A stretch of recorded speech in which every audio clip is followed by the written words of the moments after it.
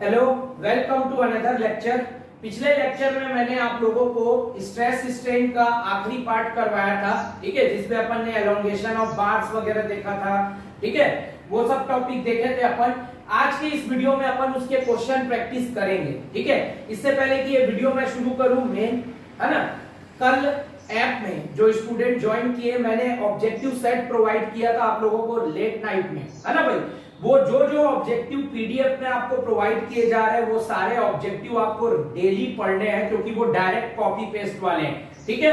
मैं फिर बोल रहा हूं, उसमें कई न्यूमेरिकल भी आपने देखे होंगे जो आपको सिर्फ और सिर्फ याद करने हैं। क्यों? क्योंकि वो न्यूमेरिकल इतने लेंथी है कि उसको आप एग्जाम में नहीं बना सकते। वो आपका टाइम भी खाएगा, पेज भी खाएगा और आप उसका आंसर भी नहीं निकाल पाओगे कई क्वेश्चन का। इसीलिए वो क्वेश्चन ऐसे रहते हैं, क्योंकि सेट करने वाले को, जो सेट करता है, उसको ये नहीं पता रहता कि क्वेश्चन में कैलकुलेटर नहीं है या बहुत टाइम कंज्यूमिंग क्वेश्चन है, ठीक है भाई। सेंट्रल का जो पेपर सेट होता है उन लोग तो जानबूझ के कई क्वेश्चन ऐसे डालते हैं ताकि कंपटीशन कम हो, है ना भाई। तभी फुल मार्क्स कभी किसी का नहीं आता किसी पेपर में, ठीक। लेकिन यहाँ के जो सेट करने वाले रहते हैं उनको ये चीजें समझ नहीं आती। यही फर्क है, टीसीएस वाले जब सेट करते हैं पेपर, अगर आपने देखा होगा जैसे सीएसईबीएई जो हुआ था 2018 का, या एससीएस 2017 का हुआ था, ठीक है। ऐसे पेपर में क्या आपने कभी देखा है कि ऐसा एक भी न्यूमेरिकल आपने देखा हो जो बहुत लेंथी हो? बिल्कुल नहीं। क्यों? क्योंकि टीसीएस को मालूम है कैलकुलेटर नहीं है तो हम वैसा ही न्यूमेरिकल उठाते हैं ऐसा। लेकिन यहाँ जब ऑफलाइन पेपर सेट होता है तो प्रीवियस ईयर के ऐसे भी न्यूमेरिकल उठा लेते हैं जो बिना कैलकुलेटर के बनते ही नहीं है, ठीक है। इसीलिए मैंने बहुत डिटेल, इंपॉर्टेंट और आने लायक क्वेश्चन पीडीएफ में आपको दिए हैं, उसको आपको याद करना है। मैं खुद ही जो पीडीएफ प्रोवाइड किया जा रहा है, जो मटेरियल आपको दिया जा रहा है, मैं खुद पढ़ के वो पेपर दूंगा, ठीक है। इससे ज्यादा नहीं बोलूंगा। चलो, तो अब आ जाते हैं क्वेश्चन में। तो ये क्वेश्चन आप लोग नोट कर लेना जो लोग रेगुलर देख रहे हैं। Two bars of different material are of same size and are subjected to same tensile force. If the bar have unit elongation, if the bar have unit elongations in the ratio of 4:7, then the ratio of modulus of elasticity of two material is, ये आपको option दिया हुआ है। ये question आपका बहुत important question है, ठीक है। तो जो भी ये वीडियो देख रहे हैं ऐप में, एक मिनट वीडियो को पॉज करके पहले क्वेश्चन नोट कर लेना। मैंने ऑलरेडी नोट करके रखा हुआ है ना भाई, ठीक है। तो मैं इसको सॉल्व कर रहा हूं, नोट कर लेना आप लोग।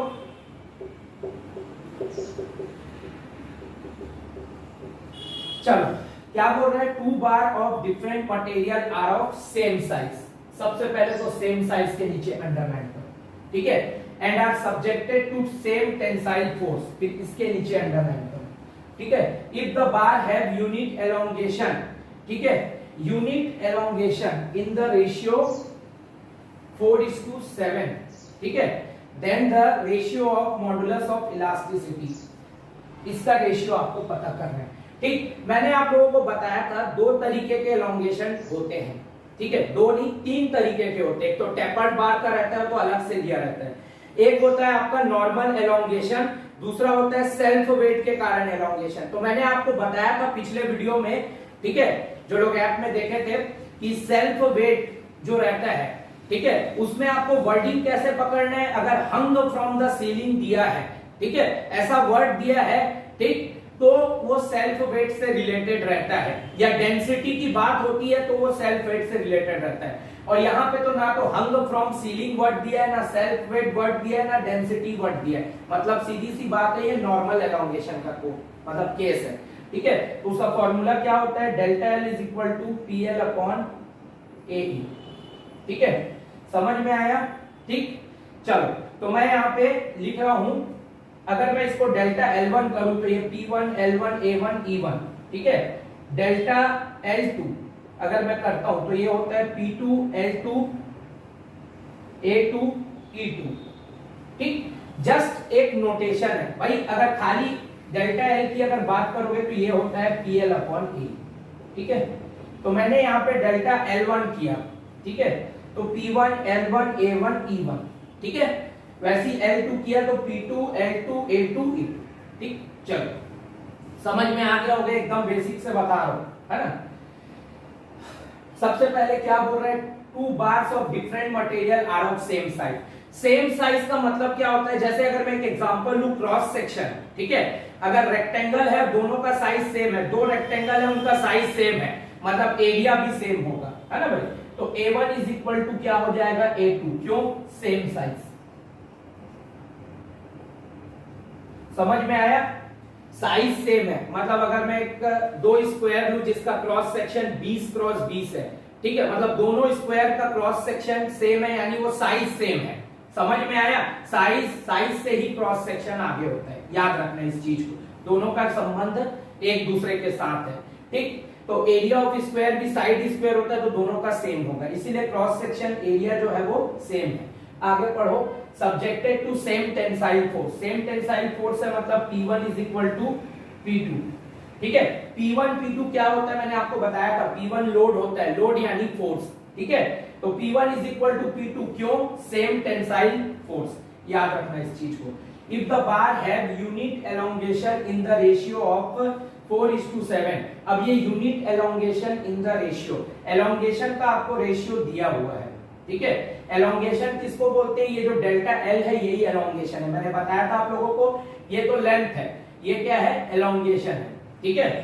तो delta L1 upon delta L2 ये आपको दिया हुआ है रेशियो 4/7, ठीक है।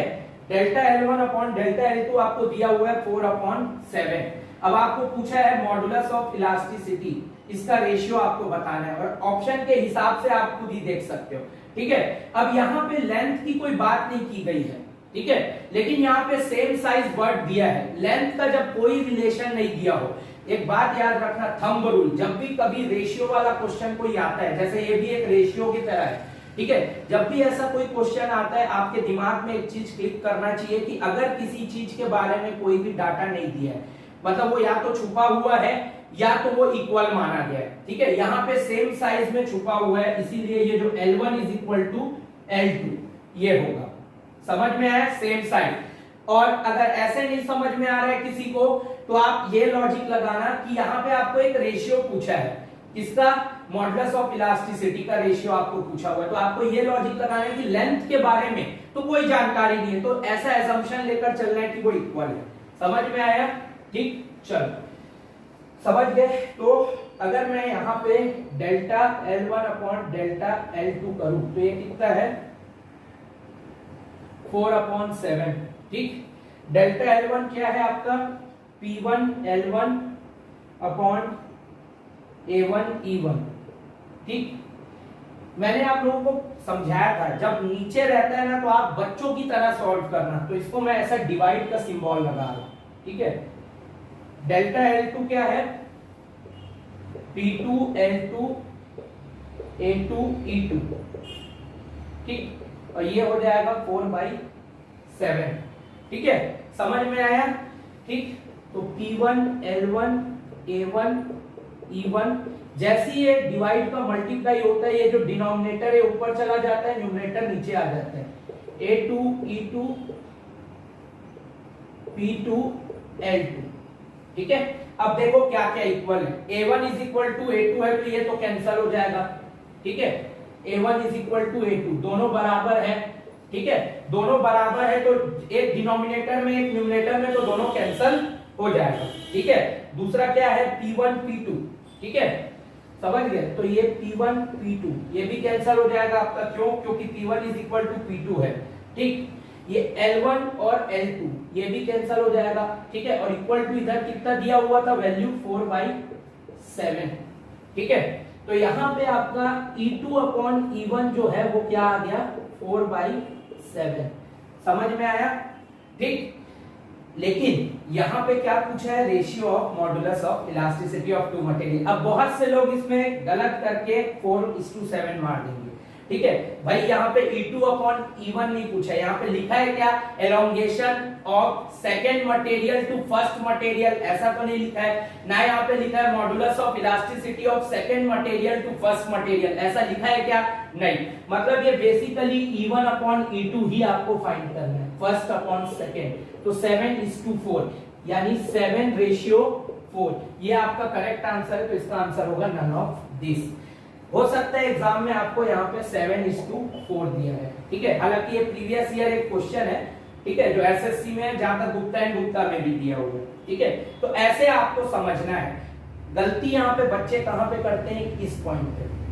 यहाँ पे अगर दिया होता the ratio of modulus of elasticity of खाली 2 मटेरियल दिया है, मतलब वो सिंपली E1/E2 की बात कर रहे हैं। अगर बोलता second material to first material, तब ये E2/E1 होता और तब 4:7 आंसर होता। समझ में है? लेकिन यहाँ पे खाली 2 मटेरियल बोला है तो E1/E2 बोल पूछा है वो, तो 7:4 होगा, जो कि एक्चुअल आंसर होगा नन ऑफ दिस। समझ में आया? ठीक है। तो सिंपल सा एक न्यूमेरिकल था, लेकिन थोड़ा सा आपको दिमाग लगाना था। तो मैं इसको मिटा रहा हूं, अगला क्वेश्चन देखेंगे।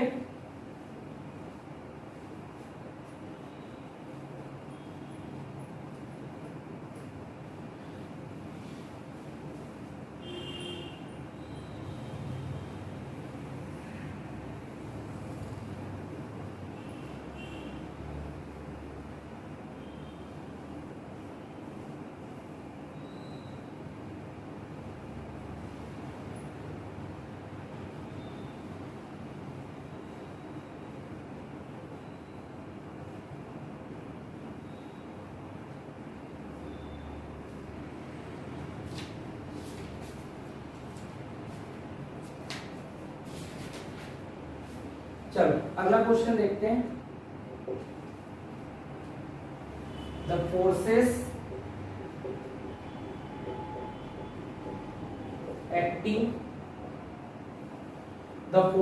acting normally on the cross section the forces acting normally on the cross section of a bar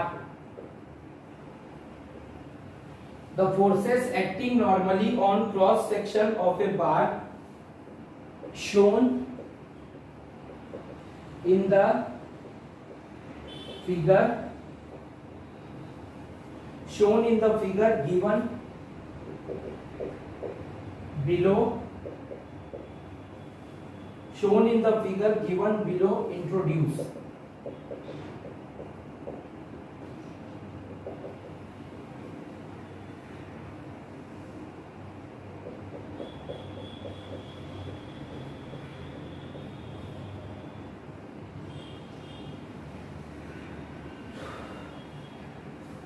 option A है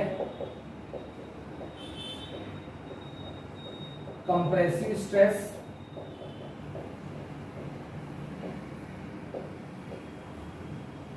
ऑप्शन बी है टेंसाइल स्ट्रेस,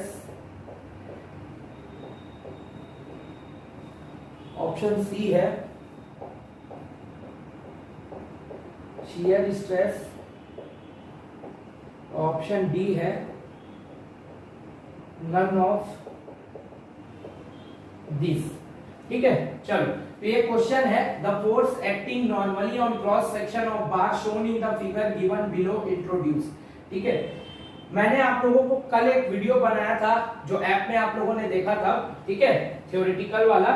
उसमें मैंने आप लोगों को समझाया था कि जब भी ऐसा फोर्स रहता है, ठीक है, जो खींचता है, ठीक है, दबाता नहीं है, खींचता है, तो ये क्या कहलाता है, टेंसाइल, है ना भाई। ठीक, और जब भी ऐसा फोर्स रहता है जो कंप्रेस करता है मटेरियल की तरफ, एरो ऐसा रहता है, ठीक है, मटेरियल के तरफ, तो ये क्या कहलाता है, कंप्रेसिव। ठीक है, तो मैंने आप लोगों को समझाया था। यहां पे देखोगे तो इसी फिगर को ना ऐसा कर दिया गया है, ठीक है, ये इससे कोई मतलब नहीं, ये तो यहाँ पे एक रिजिड सपोर्ट लगाया गया, उससे कोई लेना देना नहीं है इसका, वो सिर्फ कंफ्यूज करने के लिए दिया है। मेन आपको इस एरो को देखना है। अगर इस फिगर को मैं उठा के ऐसा कर दूं तो ये तो वही फिगर हो गया, और ये क्या कर रहा है, खींच रहा है, दबा नहीं रहा है, तो आंसर क्या होगा, टेंसाइल स्ट्रेस। ठीक है, वर्ड बस चेंज किया, टेंसाइल फोर्स, टेंसाइल स्ट्रेस। ठीक है, समझ में आया? आई होप आप लोग को समझ में आया होगा। मैंने पिछले वीडियो में बताया था, जो लोग ऐप में कनेक्टेड है, आप अपनी कॉपी में देख सकते हो इस चीज को, अगर आपने नोट किया होगा। ठीक है, चलो अगला क्वेश्चन देखेंगे।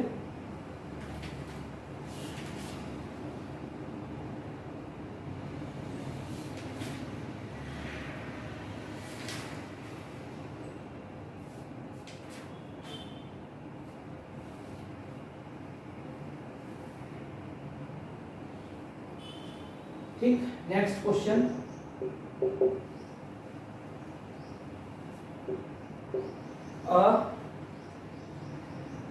a road of uniform cross section, a road of uniform cross section A and length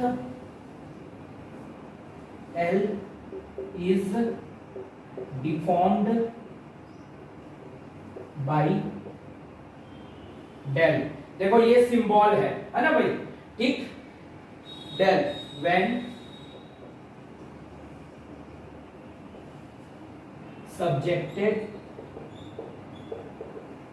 subjected to a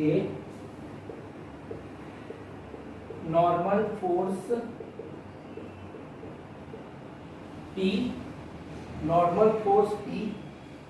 the young modulus, ठीक, the young modulus E of material is, ये क्वेश्चन दिया हुआ है। ऑप्शन ए जो है वो है आपका E is equal to P del upon AL। Option B है आपका E is equal to P into del upon AL, ठीक है। ऑप्शन सी है आपका E is equal to PL upon A into del, और डी ऑप्शन है आपका E is equal to PA upon L into del, ठीक है। ये बहुत इंपॉर्टेंट क्वेश्चन है, इसका सॉल्यूशन मैं यहां पे बना रहा हूं, ठीक है, इस क्वेश्चन का।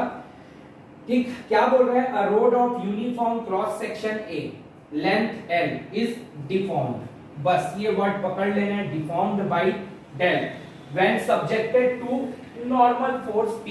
यहाँ पे फिर सेल्फ वेट की बात नहीं कर रहा है, ना हंग फ्रॉम द सीलिंग वर्ड दिया हुआ है मतलब ये, और डिफॉर्म्ड वर्ड भी दिया है मतलब ये डिफॉर्मेशन का केस है, ठीक है। मतलब किसका केस है, एलोंगेशन। मैंने आपको कल ही वीडियो में बताया था, एलोंगेशन डिफॉर्मेशन एक ही तरीके का चीज है, फर्क कितना होता है, एलोंगेशन मतलब जब आगे बढ़ जाता है, कोई बड़ा हो जाता है, और डिफॉर्मेशन मतलब सिकुड़ जाता है, ठीक है वो change in length he, elongation हो चाहे डिफॉर्मेशन हो, मतलब वो एक ही चीज है बस। तो ये डेल्टा एल की बात है, चेंज इन लेंथ। ये क्या होता है, आपको मैंने लिखवाया formula PL upon AU।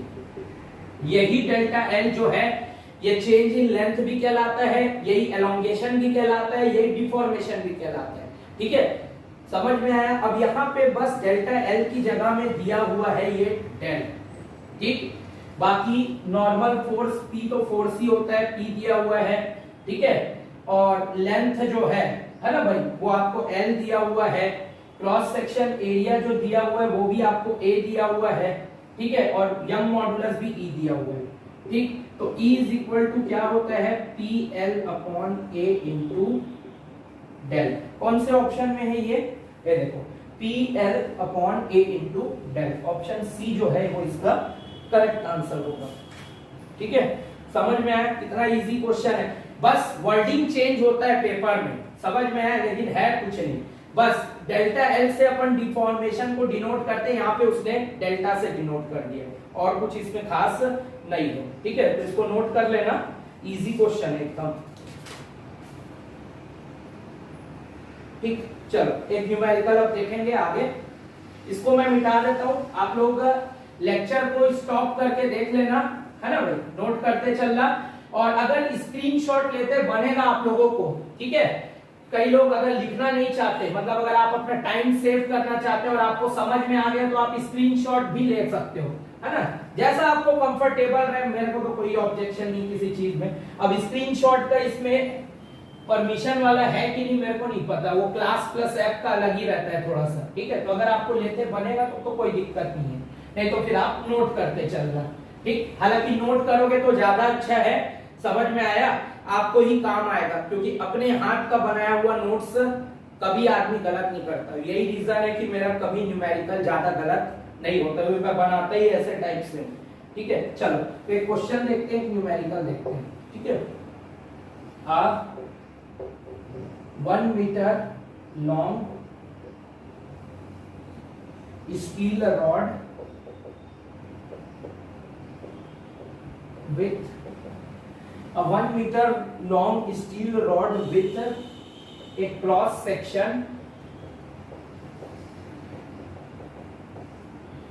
a 1 meter long steel rod with a cross section of 20 mm cross 20 mm is subjected, ठीक, is subjected to tensile force of 40 kilonewton. Tensile force of 40 kilonewton. Determine the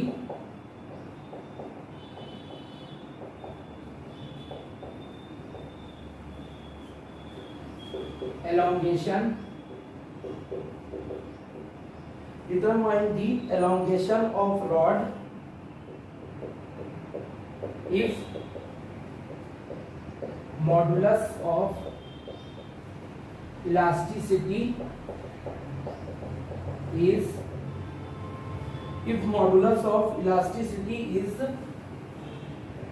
200 gigapascal, ठीक है। ये question है, ठीक। Option ए दिया हुआ है आपको 50 mm, ऑप्शन बी दिया हुआ है आपको 0.5 mm, ऑप्शन सी दिया हुआ है 5 mm और ऑप्शन डी जो है वो आपको दिया हुआ है 0.005 mm। तो ये क्वेश्चन है आपका, ठीक। क्या बोल रहा है, 1 metre long steel rod with cross section of 20 mm cross 20 mm is subjected to a tensile force of 40 kilonewton. Determine the elongation of rod if the modulus of elasticity is 200 gigapascal, ठीक है। तो आपको क्या क्या दिया हुआ है, length दिया हुआ है 1 मीटर, ठीक है, यानी 1000 मिलीमीटर। सबसे पहला तो आपको चेंज करना है देखकर कि ऑप्शन जो है वो कैसे दिए हुए हैं। यहाँ पे सब में मिलीमीटर में दिया है ऑप्शन, मतलब आपको कैलकुलेशन मिलीमीटर में ही करना है, इसीलिए इसको चेंज कर दो, ठीक है। क्रॉस सेक्शन आपको दिया हुआ है 20 क्रॉस 20 mm स्क्वायर, ठीक है, या इसी को ही बोलते हैं 20 mm क्रॉस 20 mm, ठीक है, समझ में आया, ठीक। Subjected to a tensile force P, tensile force कितना दिया हुआ है 40 किलोन्यूटन, ठीक है। और क्या दिया हुआ है, मॉडुलस ऑफ इलास्टिसिटी E जो दिया है वो आपको क्या दिया है 200 गीगापास्कल, ठीक, यानी कितना है ये 200 इंटू 10⁻³ न्यूटन पर mm स्क्वायर। मैंने आप लोगों को बताया था ना, शुरू के क्लासों में ही बताया था गीगापास्कल की वैल्यू कितनी होती है ना भाई, मैंने आपको बताया था, डिराइव भी करवाया था, यूनिट कन्वर्जन भी करवाया था। 1 गीगापास्कल इज इक्वल टू क्या होता है 1 इंटू 10⁹ न्यूटन पर मीटर स्क्वायर, ठीक है। और 1 मीटर स्क्वायर में होता है 10⁶ मिलीमीटर स्क्वायर, ये मैंने करवाया था। तो 1 गीगापास्कल कितना होता है 1 इंटू 10⁹ न्यूटन अपॉन में ये 1 metre square and 10⁶ millimetre square, तो 1 इंटू 10⁻³ न्यूटन पर mm स्क्वायर, ठीक है। ये कन्वर्जन मैंने करवाया था, वही यहाँ पे मैंने डायरेक्ट लिखा। यहाँ पे 200 गीगापास्कल है, मतलब ये बेसिकली क्या है 200 इंटू 1 गीगापास्कल, है ना भाई, 200 इंटू 1 200, ठीक है। तो 1 गीगापास्कल की जगह में 1 इंटू 10⁻³ न्यूटन पर, ठीक। आई होप आप समझ में आ गया होगा जिसको, ठीक। Determine the elongation of the rod, यहाँ पर भी कोई भी self weight, hung from ceiling, ऐसा कोई भी वर्ड नहीं दिया हुआ है, ठीक है। तो चुपचाप इसका आंसर क्या होगा आपको खुद ही पता है, क्या होगा, delta L is equal to P L upon A, ठीक है। Delta L is equal to P L upon A, ठीक। पी कितना दिया हुआ है आपको 40, ठीक, किलो न्यूटन।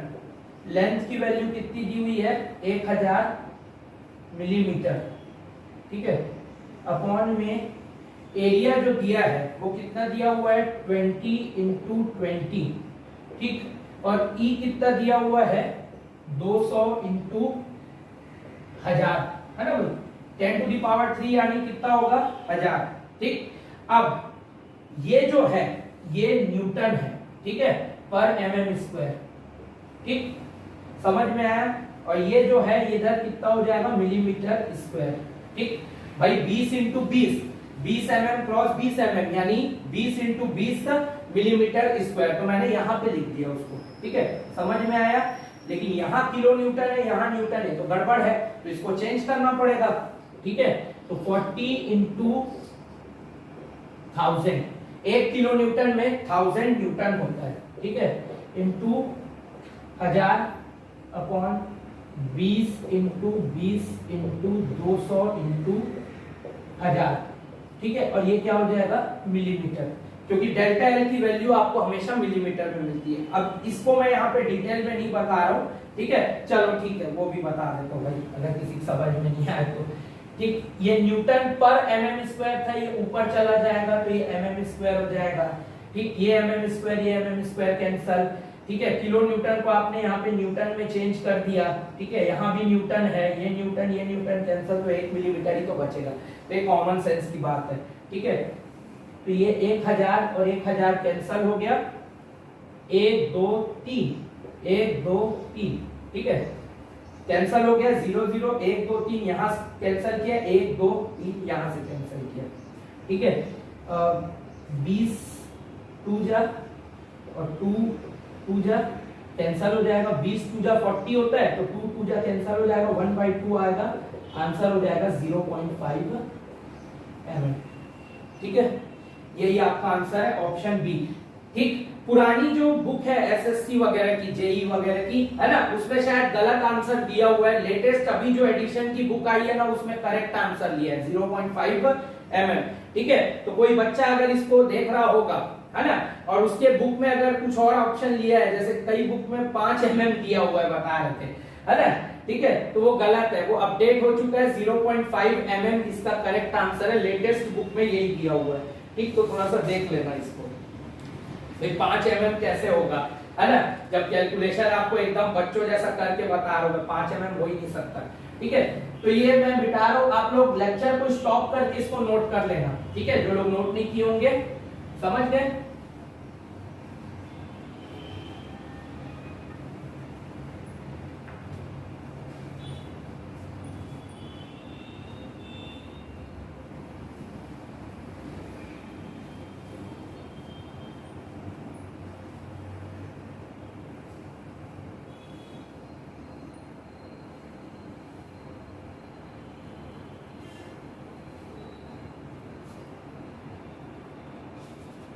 चलो अगला question,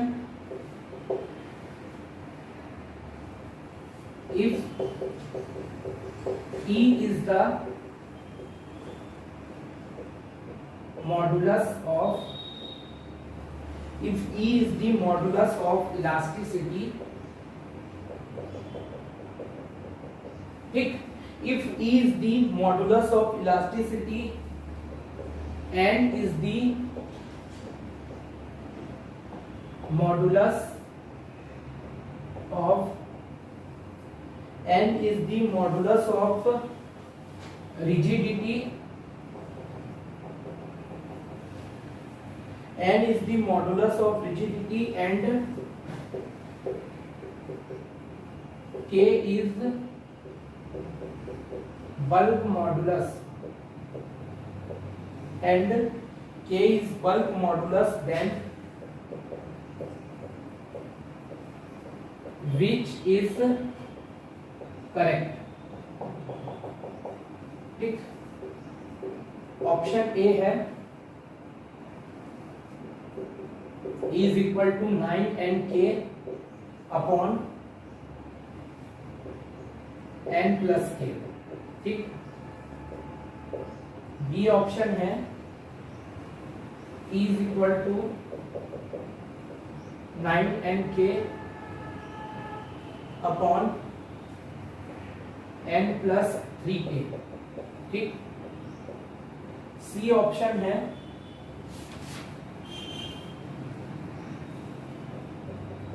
is equal to 6nk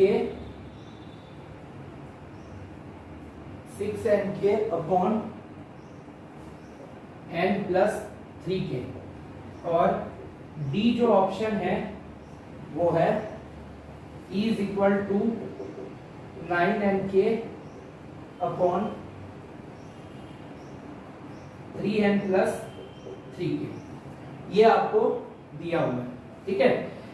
मैंने कल वीडियो जो बताया था आप लोगों को थ्योरेटिकल पोर्शन वाला, उसमें मैंने दो रिलेशनशिप आपको लिखवाए थे। उसमें से एक रिलेशन क्या था, is equal to 9kg 3k plus g, ऐसा करके मैंने आपको एक रिलेशनशिप लिखवाया था, याद होगा आपको, आप अपने नोट सेक्शन में भी देख सकते हो, ठीक है। हाँ, कल का लेक्चर जो था, ठीक है, उसका नोट्स आपको आज प्रोवाइड कर दिया जाएगा पीडीएफ के फॉर्म में। उस नोट्स में कुछ न्यूमेरिकल भी होंगे प्रीवियस ईयर वाले, है ना भाई, ठीक है। वो न्यूमेरिकल सॉल्यूशन सहित आपको मिलेंगे, उसको भी अपनी कॉपी में नोट कर लेना, ठीक है। समझ में आया, ठीक। चलो, तो 9kg 3k प्लस g, ठीक है, ये है आपका, ऐसा ही मैंने लिखवाया था आप लोगों को। अब यहाँ पे देखो, E is the modulus of elasticity, तो E का तो E दिया ही हुआ है यहाँ पे, ठीक है। N is the modulus of rigidity, G यहाँ पे क्या होता है, मॉडुलस ऑफ रिजिडिटी, तो G के जगह में यहाँ पे दिया हुआ है N, बस नोटेशन चेंज किया हुआ है। और K जो है वो बल्क मॉडुलस है, तो K ही रहेगा, तो 9k, G के बजाय यहाँ पे क्या है N, 9kn upon 3k plus G के जगह में N, ठीक है। तो कौन सा ऑप्शन है, देखोगे, E is equal to 9nk, अब इसी को आप उल्टा कर दो, 9nk upon n plus 3k, है ना भाई, यही तो मतलब हुआ, जस्ट अपोजिट लिखा हुआ है, ठीक है। k इंटू n करो या n इंटू k करो, मतलब एक ही है।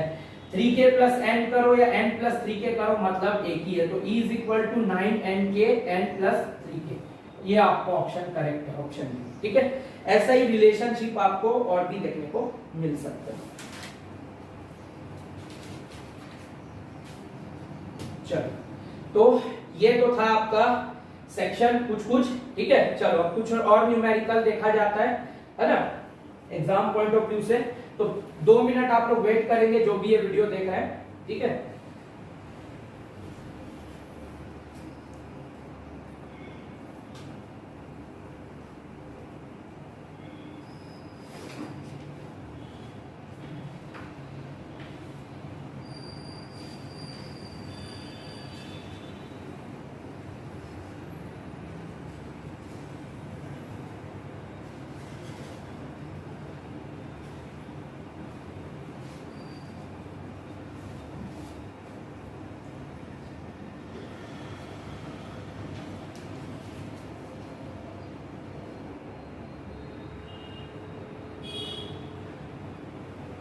चलो, अगला क्वेश्चन देखते हैं।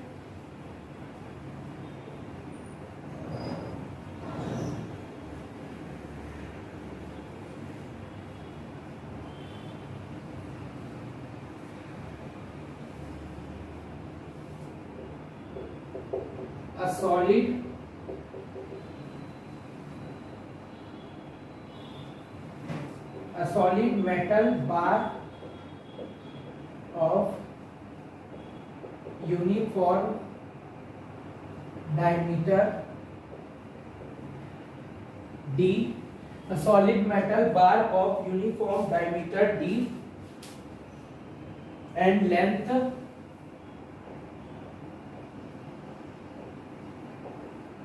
L is hung vertically from ceiling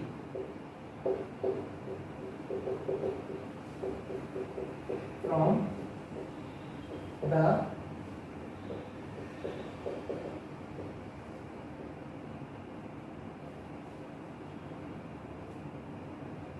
hung vertically from the ceiling if the density of the material of bar is rho and the modulus of elasticity is E. Modulus of elasticity is E. Then the elongation of bar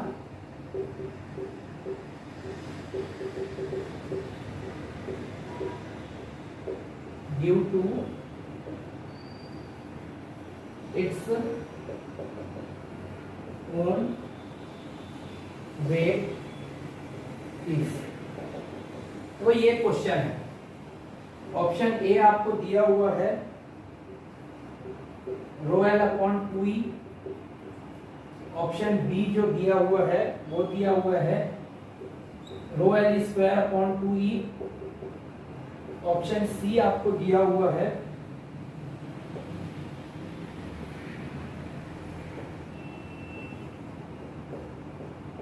row E upon 2l। और option D जो दिया हुआ है वो दिया हुआ है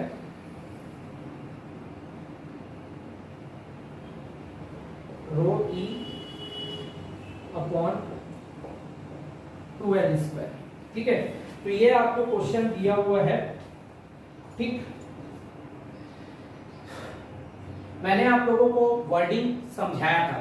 ठीक है, कि आपको वर्डिंग कैसे पकड़ना है। अगर आपको hung vertically from the ceiling word दिया है, मतलब ये क्या है, सेल्फ वेट का क्वेश्चन है। ठीक है, समझ में आया। और यहाँ तो खैर हालांकि मेंशन भी दिया हुआ है elongation of bar due to its own weight. ठीक है, अगर ये ओन वेट छुपा देता तब आप कैसे पहचानते, हंग वर्टिकली फ्रॉम द सीलिंग। ठीक है, समझ में आया। ठीक, और ये जो है ये पी नहीं है, ये है रो। रो मतलब क्या होता है, डेंसिटी। तो मैंने आप लोगों को क्या बताया था, यहाँ पे कोनिकल बार नहीं है, मतलब ये तो रेक्टेंगुलर बार का केस है। तो मैंने आपको एक फॉर्मूला बताया था 1/2 L square upon E into gamma.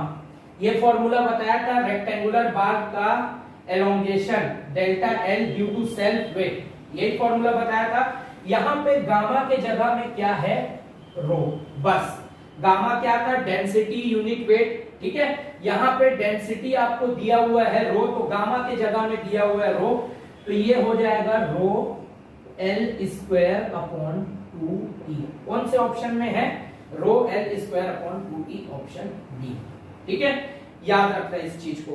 ठीक, इसी का एक और फॉर्म भी होता है रो G L square upon 2E। इसको याद रखना। ये किसी स्टेट के पेपर में पूछा था, मैंने जो ऑब्जेक्टिव प्रोवाइड किया है आप लोगों को ऐप पर, है ना भाई। ठीक है, उसमें ये रो जी जो है, ऐसा एक क्वेश्चन आपने देखा होगा। ठीक है, तो उसको मैं यहाँ पे स्पेसिफाई कर रहा हूँ। तो ये ऐसा क्वेश्चन आपके एग्जाम में आता है। मैंने आपको ये फॉर्मूला लिखवाया था, कुछ नहीं, गामा के जगह में रो दिया हुआ है और यहाँ पे कोनिकल बार नहीं दिया, मतलब ये सीधी सीधी बात है, रेक्टेंगुलर बार है, क्योंकि यहाँ पे दिया भी हुआ है सॉलिड मेटल बार। कोन वर्ड दिया नहीं है, तो नॉर्मल केस है। समझ में आया। ठीक है, चलो अगला क्वेश्चन देखेंगे, इसको मैं मिटा रहा हूं।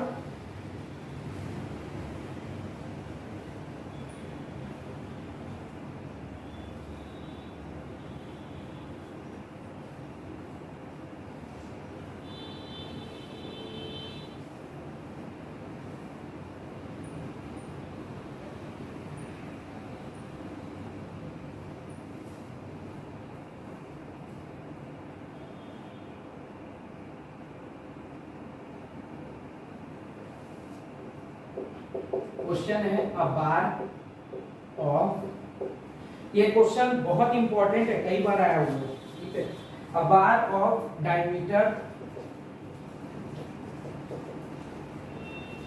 30 mm is subjected to a tensile load such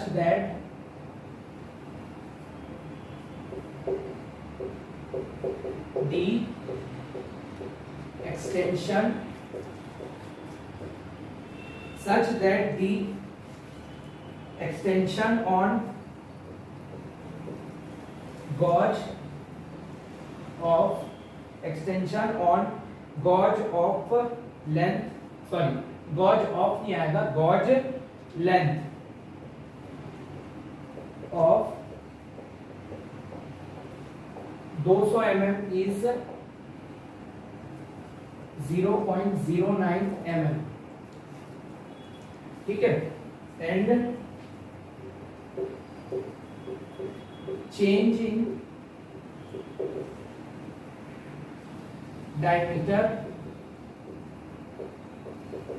is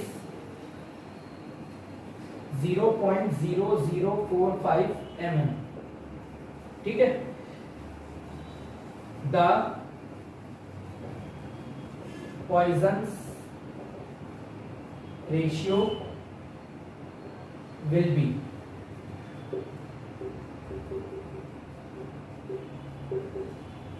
option A दिया हुआ है आपको 1/4, ऑप्शन बी दिया हुआ है 1/3, ऑप्शन सी दिया हुआ है 1/4.5 और ऑप्शन डी जो है वो दिया हुआ है आपको 1/2। तो ये जो है वो क्वेश्चन है, ठीक है। और ये क्वेश्चन बहुत इंपॉर्टेंट है। ये क्वेश्चन ना ईएस में तो पूछा ही है, साथ ही साथ सीजीपीएससी एसईएस 2016 में भी पूछा है, स्टेट इंजीनियरिंग सर्विस 2016 में, इतना मेरे को याद है मोटा मोटा, ठीक है। समझ में आया, ठीक।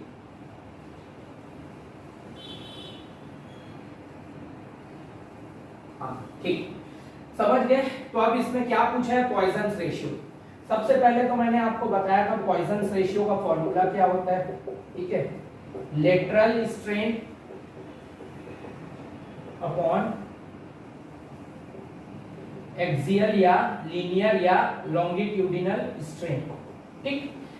कल जब अपन ने क्लास देखा था, जो कल मैंने क्लास आप लोगों को दिया था, तो उसमें मैंने आप लोगों को, ठीक है, याद होगा, पॉइजन्स रेशियो का एक और फॉर्मूला लिखवाया था। क्या, लेटरल स्ट्रेन का क्या होता है, delta D upon D divided by delta L upon L, ठीक है। यही फॉर्मूला होता है, डेल्टा डी अपॉन डी यानी lateral strain, delta L upon L यानी एक्सियल या लॉन्गिट्यूडिनल स्ट्रेन। और ये देखो ऐसा डिवाइड में, इसलिए मैंने यहाँ पे डिवाइड सिंबल यूज किया ताकि कभी कैलकुलेशन में गलती ना हो, ठीक है। अब यहाँ पे क्वेश्चन देखो, अ बार ऑफ डायमीटर 30 mm, तो यहाँ पे डायमीटर जो है वो आपको दिया हुआ है 30 mm, ठीक है। is subjected to a tensile load such that extension on gauge length of 200 mm is 0.09 mm, और ये क्या है, एक्सटेंशन, ठीक है। गॉज लेंथ मतलब ये आपको L दिया हुआ है 200 mm, ठीक है, समझ गए। Extension on gauge length of 200 mm is 0.09 mm, extension. अब एक्सटेंशन क्या होता है, ये वर्डिंग पकड़ना है। एक्सटेंशन डिफॉर्मेशन हो, एलोंगेशन हो। भाई देखो, ये मान लो एक मटेरियल है, इसकी लेंथ पहले इतनी थी, ठीक। अब अगर इसकी लेंथ थोड़ी सी ये आगे हो जाए, है ना भाई, तो ये भी तो एक एक्सटेंशन ही हुआ, मतलब पहले वो यहां तक था, वहां से आगे हो गया, ठीक। तो एक्सटेंशन का मतलब इज नथिंग बट एलोंगेशन। वो डेल्टा एल की बात कर रहा है, समझ में आया, बस वर्डिंग में खेला है। तो एक्सटेंशन मतलब डेल्टा एल ही होता है। तो डेल्टा एल जो है वो आपको कितना दिया हुआ है यहाँ पे, 0.09 mm, ठीक है।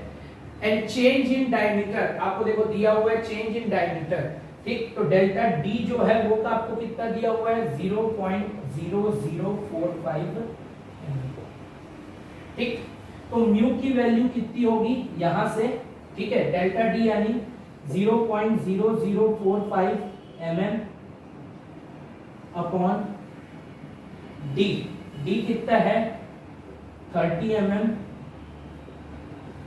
डिवाइडेड बाई डेल्टा एल आपका कितना दिया हुआ है 0.09 mm अपॉन में लेंथ आपको कितना दिया हुआ है 200 mm। ठीक, समझ गए। अब मैं इसको यहां सॉल्व कर रहा हूं, तो म्यू इज इक्वल टू कितना हो जाएगा, ठीक है 0.0045 दिया हुआ है, ठीक, तो ये 45 अपॉन, जब मैं ये पॉइंट को कैंसिल करूंगा, ठीक है, तो सबसे पहले आएगा 1, उसके बाद पॉइंट के बाद कितने हैं 1 2 3 4, ठीक है, तो 1 2 3 4 और इनटू यहां पे ये 30 का 30 तो रहेगा ही रहेगा, ठीक है, डिवाइडेड बाय, ठीक 0.09, ठीक, तो 9। अब जैसे ही मैं ये पॉइंट को कैंसिल किया तो 1 आया, फिर ये 0 0 आया, ठीक है, 1 0 2 0 इंटू 200, ठीक, तो म्यू इज इक्वल टू कितना हो जाएगा 45 इंटू 10,000 इंटू 30, इंटू करूंगा जब डिवाइड तो ये ऊपर चला जाएगा, तो 100 इंटू 200 अपॉन 9, तो ये 1 2 3 4 1 2 3 4, ठीक है, समझ गए। 2 1 जा 2 15 जा 15 1 जा 15 3 जा 3 1 जा 3 3 जा, तो म्यू की वैल्यू कितनी आ गई 1/3 और 0.33, ठीक है, तो कौन से ऑप्शन में है, ऑप्शन बी, ठीक है। शायद जो SES 16 था उसमें ये 1/3 के बजाय 0.33 दिया था, तो यही मतलब है, क्वेश्चन यही था, ठीक। तो इस तरीके से आपको क्वेश्चन सॉल्व करने हैं, ठीक है। अगले वीडियो में इसका थोड़ा बहुत पार्ट बचा है, वो मैं कवर करवा के आपका ये पहला टॉपिक कंप्लीट हो जाएगा, फिर अपन SFD BMD शुरू करेंगे, ठीक है। और आज भी आपको एक ऑब्जेक्टिव सेट में प्रोवाइड करूंगा अपने ऐप पर, जो आपका CGPSC व्यापम हब वाला ऐप है, कोर्स है, आपको एक और ऐप प्रोवाइड एक और क्वेश्चन सेट आज प्रोवाइड किया जाएगा, ठीक है। मैं फिर बोल रहा हूं, जिस क्वेश्चन को आपको रट्टा मारना है उसमें आपको कोई मेंशन नहीं रहेगा, आपको उसको रटना है, और क्वेश्चन सेट जो प्रोवाइड करके आखिरी पेज में मैं लिखूंगा कि ये वाले क्वेश्चन आपको खुद से सॉल्व करने, तो आप खुद से सॉल्व करना, लेकिन उसको याद भी करना, आंसर वहां पे दिया रहेगा, इस बात को याद रखना, ठीक है। चलो, तो ये वीडियो यहीं तक था, आशा करता हूँ आप लोगों को मजा आया होगा, आप लोग तैयारी करते रहो, ठीक है, थैंक यू।